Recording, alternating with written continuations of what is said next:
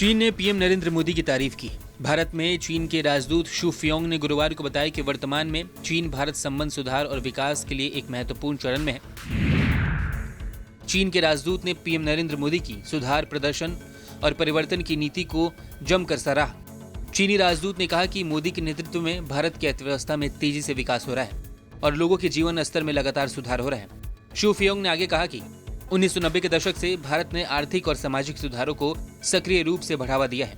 PM Modi के नेतृत्व में भारत सरकार ने रिफॉर्म, परफॉर्म और ट्रांसफॉर्म की नीति को आगे बढ़ाया और भारत की अर्थव्यवस्था ने तेजी से विकास किया और लोगों के जीवन लगातार सुधरते जा रहे हैं। शांतिपूर्ण सहअस्तित्व के 5 सिद्धांतों की 70वीं वर्षगांठ के अवसर पर राष्ट्रपति शी जिनपिंग ने यह दोहराया कि चीन का शांतिपूर्ण विकास के मार्ग पर चलने का संकल्प अड़िग है।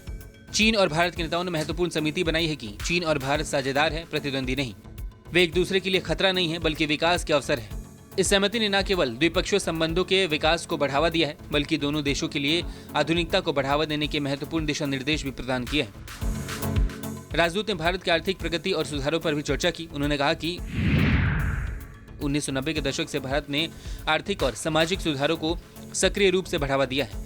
पीएम नरेंद्र मोदी के नेतृत्व में भारत सरकार ने रिफॉर्म, परफॉर्म और ट्रांसफॉर्म की नीति को आगे बढ़ाया है, जिससे भारत की अर्थव्यवस्था तेजी से विकास कर रही है और लोगों के जीवन में भी निरंतर सुधार होते नजर आता है। मैं भारत द्वारा सुधारों के माध्यम से प्राप्त उपलब्धियों पर बधाई देता हूं। केवल चीन और भारत जैसे देश ही समझ सकते हैं कि 1.4 अरब की आबादी वाले देश में सुधार को बढ़ावा देने के लिए कितने प्रयास करने होते हैं।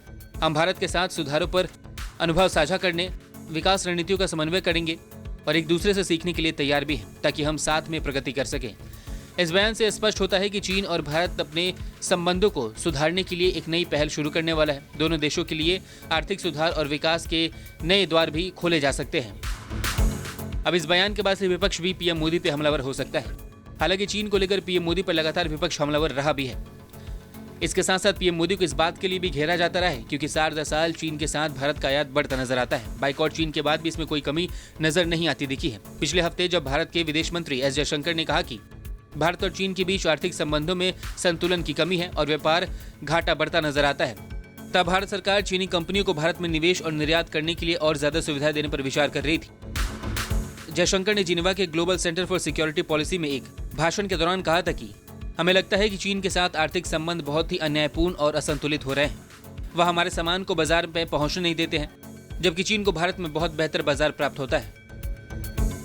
जयशंकर की शिकायत आंकड़ों के हिसाब से सही भी नजर आती है।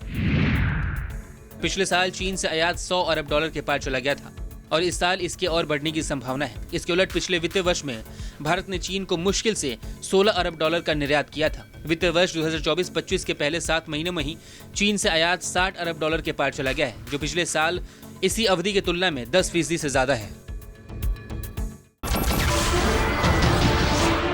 नमस्कार, मैं हूं मानक गुप्ता।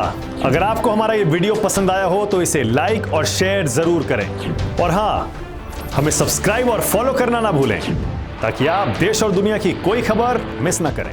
तो जुड़े रहिए हमारे साथ और देखते रहिए न्यूज़ 24।